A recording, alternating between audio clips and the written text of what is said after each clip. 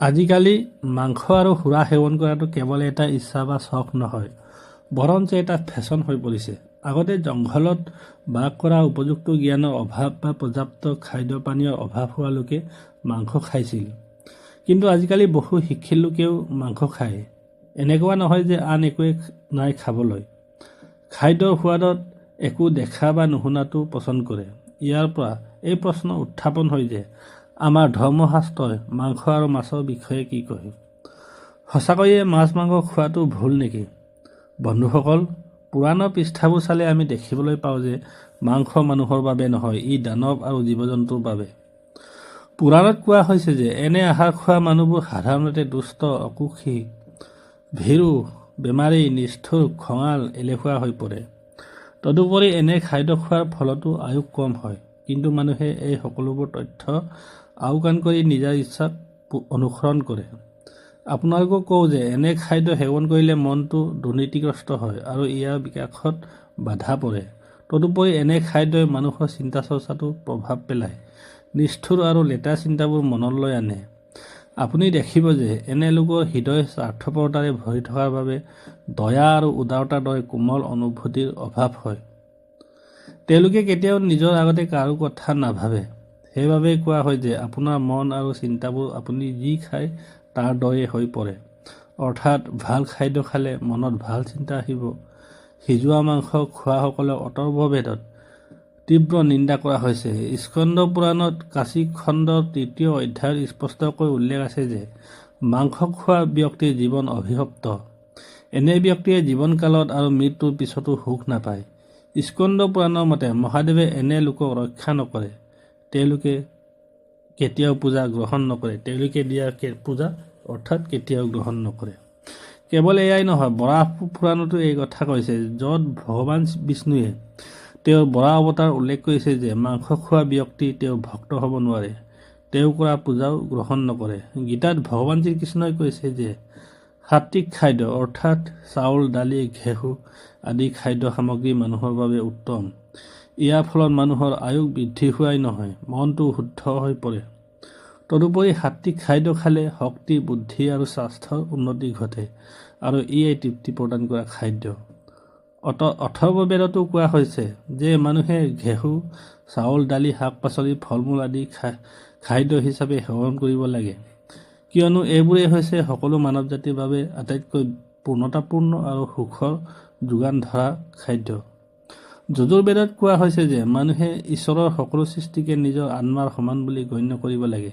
অৰ্থাৎ নিজৰ মংগলৰ কথা যেনেকৈ চিন্তা কৰে তেনেকৈ আন জীৱৰ কথাও চিন্তা কৰিব লাগে। মানুহবোৰ নিজৰ পেট ভৰোৱাৰ তাড়নাত ইমানেই অন্ধ হৈ পৰে যে আনৰ বেদনা দেখা নাপায়, বা সঁচাকৈয়ে ক'বলৈ গ'লে ইমান নিষ্ঠুৰ হৈ পৰে যে আনৰ বেদনাক আওকাণ কৰে। কিন্তু আজিৰ দিনত মানুহে আমাৰ ধৰ্মশাস্ত্ৰত মাতৃৰ মৰ্যাদা দি গৰুটো দূৰৰ কথা, আন জন্তুৰ কথা নাভাবে। এইকাৰণে আমি গৰুটোক গৌ মাতা বুলি কওঁ, কিন্তু আজিকালি মানুহে গৰুৰ মাংস খোৱাৰ পৰাও লাজ নকৰে। এনে গম্ভীৰ মহাপাপ কৰাসকলৰ বাবে আমাৰ পুৰাণত কোনো ক্ষমা নাথাকিলে তেওঁলোকৰ জীৱন কেৱল যন্ত্ৰণাদায়ক নহয়, মৃত্যুৰ পিছতো তেওঁলোকে এনে অত্যাচাৰ সহ্য কৰিবলগীয়া হয় যে তেওঁলোকৰ আত্মা কঁপি উঠে। বৰাহ পুৰাণত ভগৱান বৰাহে পৃথিৱী দেৱীক কৈছে যে গো মাংস খোৱা ব্যক্তিজনে গুৰুতৰ পাপ কৰিছে। এনে অপৰাধীক মই সকলো দিশতে ধ্বংস কৰিম আৰু তেওঁৰ সকলো আৰাম আৰু বিলাসিতা ধ্বংস কৰিম। কেৱল এয়াই নহয়, ভগৱান শিৱইও তেনে ব্যক্তিক কেতিয়াও ক্ষমা নকৰে। গৰুক কিয় মা বুলি কোৱা হয় জানেনে?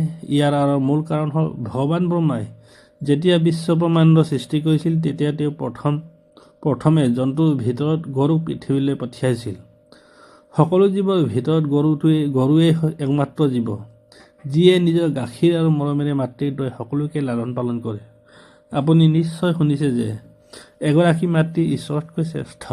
গতিকে মাতৃক হত্যা কৰি মাতৃৰ মাংস খোৱা মানুহক কেনেকৈ ক্ষমা কৰিব পাৰি? আচলতে গৰুৰ মাংস খোৱাসকল কেৱল মানুহ নহয়, জীৱ জন্তুতকৈও বেয়া। কল্পনা কৰকচোন, কোনোবাই কেনেকৈ নিজৰ মাতৃৰ মাংস খাব পাৰে। সেইবাবে ইয়াক গম্ভীৰ পাপ বুলি গণ্য কৰা হয়। আনকি গাখীৰেৰে সকলোকে লালন পালন কৰা জীৱ এটা খোৱাৰ কথা ভাবিলেও পাপ। এনে পাপী দানৱতকৈ কম নহয়। গৰু মাৰি আনক গাখীৰৰ পৰা বঞ্চিত কৰাতকৈ ঘৃণনীয় আৰু নিষ্ঠুৰ কোনো নাই। শাস্ত্ৰৰ মতে গৰুৰ প্ৰতিটো অংশত দেৱদেৱী বাস কৰে, অৰ্থাৎ 33 কোটি দেৱদেৱী একক গৰুত বাস কৰে। সেইবাবে গৰুক পবিত্ৰ বুলি গণ্য কৰা হয়। ঋগ্বেদত গৰুক জগতৰ মাতৃ বুলি কোৱা হয় আৰু ইয়াক ৰক্ষা কৰাটো সমাজৰ কল্যাণ বুলি কোৱা হয়। কেৱল এয়াই নহয়, মানুহে চাৰি ভৰিৰ সকলো প্ৰাণীকে গৰুৰ দৰে সুৰক্ষা দিব লাগে। গৰুৰ পুৰাণৰ মতে গৰুৰ মাংস খোৱা পাপীসকলক নৰকলৈ পঠিওৱা হ'ব। বিভিন্ন ধৰণৰ অত্যাচাৰ আগবঢ়োৱা হয়। এনে পাপীক জ্বলন্ত নদীত পেলাই দিয়া হয় আৰু অচেতন হৈ নপৰালৈকে তাতেই ৰাখি দিয়া হয়। কেৱল এয়াই নহয়, এই পাপীসকলক ভোগাতুৰ জীৱ জন্তুৰ মাজত এৰি দিয়া হয়, যিয়ে তেওঁলোকক ফালি পেলায় আৰু জীৱ জন্তুক খোৱাৰ দৰে খায়। মানৱ শৰীৰ লাভ কৰাৰ পিছতো যদি কোনোবাই মমতা অনুভৱ নকৰে, তেন্তে ঈশ্বৰে এনে পাপীসকলক লাখ লাখ জীৱনলৈকে ক্ষমা নকৰে। তেওঁলোকৰ শাস্তিও কমাই নিদিয়ে, মানুহ হিচাপে পুনৰ জন্ম নোপোৱালৈকে আৰু নিজৰ কৰ্ম শোধন। আমাৰ বেদত মাংস খোৱাৰ ন্যায্য বুলি দাবী কৰা কিছুমান মানুহ আছে, অৰ্থাৎ তেওঁলোকে কেৱল আমাৰ বেদক মিছা বুলি কয়। বাস্তৱত এইসকল এনে লোক যিয়ে নিজে কেতিয়াও বেদ অধ্যয়ন কৰা নাই আৰু সেয়েহে শুনিবলৈ পোৱা কথা বিশ্বাস কৰে। কেৱল এয়াই নহয়, এইবোৰ কথাত কিমান সত্য আছে সেই কথা জানিবলৈও চেষ্টা নকৰে, কাৰণ সত্যটো হ'ল আমাৰ কোনো বেদত মাংস খোৱাটো সঠিক বুলি গণ্য কৰা হোৱা নাই। বৰং আমাৰ বেদ পুৰাণত স্পষ্টকৈ উল্লেখ আছে যে পশুবধ অৰ্থাৎ পশু বলি দিয়াটো পাপ। আপোনালোকক কওঁ যে বেদৰ মৰ্ম হৈছে উপনিষদ আৰু ভাগৱতৰ সাৰমৰ্ম, আৰু ইয়াৰ মতে মাংস খোৱাটো বেদত স্পষ্টভাৱে নিষিদ্ধ। এতিয়ালৈকে আপুনি নিশ্চয় বুজি পাইছে যে মাংস আৰু মাছ খোৱাটো সকলো মানৱ জাতিৰ বাবে ভুল, কিন্তু ব্ৰাহ্মণসকলৰ বাবে এনে কৰাটো কিমান গুৰুতৰ কথা আপুনি জানেনে? অৰ্থাৎ কোনো ব্ৰাহ্মণে ভুলবশতঃ বা ইচ্ছাকৃতভাৱে মাংস খালে কি হয়? কোৱা হয় যে যদি কোনো ব্ৰাহ্মণে নিজৰ ধৰ্ম অৱজ্ঞা কৰি মাংস সেৱন কৰিবলৈ আৰম্ভ কৰে, তেন্তে শেষ দিনত ইমান দুখ কষ্ট সহ্য কৰিবলগীয়া হয় যে তেওঁ কল্পনাও কৰিব নোৱাৰিব। বিশ্বাস অনুসৰি যি ব্ৰাহ্মণে নিজৰ ধৰ্ম পাহৰি মাংস আৰু মদ সেৱন কৰিবলৈ আৰম্ভ কৰে, তেওঁ যন্ত্ৰণাদায়ক মৃত্যুৰ সন্মুখীন হ'বলগীয়া হয়। এই শাস্তিৰ এটা নিৰ্দিষ্ট কাৰণ আছে, কাৰণ ব্ৰাহ্মণক আটাইতকৈ শ্ৰেষ্ঠ বুলি গণ্য কৰা হয়। আপুনি হয়তো শুনিছে যে জাতি ব্যৱস্থা অনুসৰি ব্ৰাহ্মণ জাতিক শীৰ্ষত ৰখা হয়, কাৰণ তেওঁলোকৰ কাম সমগ্ৰ বিশ্বতে জ্ঞান প্ৰচাৰ কৰা। ব্ৰাহ্মণৰ উৎপত্তি ভগৱান ব্ৰহ্মাৰ মুখৰ পৰা হোৱা বুলিও কোৱা হয়। এইবোৰ কাৰণত শাস্ত্ৰত তেওঁলোকক শ্ৰেষ্ঠ বুলি গণ্য কৰা হয়। শাস্ত্ৰত কোৱা হৈছে যে ব্ৰাহ্মণসকলে মাছ মাংস খাব নালাগে, তেওঁলোকে জ্ঞান আহৰণ আৰু বিনিময়ত গুৰুত্ব দিব লাগে। ভগৱানে যদি আপোনাক ইমান উচ্চ মৰ্যাদা দিছে, তেন্তে সেইটো ৰক্ষা কৰাটো আপোনাৰ দায়িত্ব। যদি আপুনি তেনে কৰাত ব্যৰ্থ হয়, তেন্তে ভগৱানৰ খং উঠাটো কোনো আচৰিত কথা নহয়। আজিৰ সময়ত মানুহে ঘৰতে মাংস আৰু মাছ কমকৈ ৰান্ধে, হয়, কিন্তু ঘৰৰ বাহিৰত খাবলৈ কোনো কষ্ট নকৰে, কাৰণ তেওঁলোকে বিশ্বাস কৰে যে মন্দিৰটো ঘৰৰ ভিতৰত আছে, গতিকে বাহিৰত খোৱাটো পাপ নহ'ব। এই মূৰ্খবোৰে পাহৰি যায় যে ঈশ্বৰ সকলোতে আছে, আনকি তেওঁলোকে খাদ্য হিচাপে গ্ৰহণ কৰা জীৱবোৰতো আছে। প্ৰতিটো কোণতে বাস কৰা তেওঁৰ পৰা কোনো বস্তু কেনেকৈ লুকুৱাই ৰাখিব পাৰি? সেইবাবে এনে লোকে ভগৱানৰ পৰা আন মাংস ভোজীৰ দৰেই শাস্তি লাভ কৰে। মনত ৰাখিব, আপুনি এজন মানুহক প্ৰতাৰণা কৰিব পাৰে, কিন্তু ঈশ্বৰক প্ৰতাৰণা কৰিব নোৱাৰে। তেওঁক প্ৰতাৰণা কৰাটো অসম্ভৱ।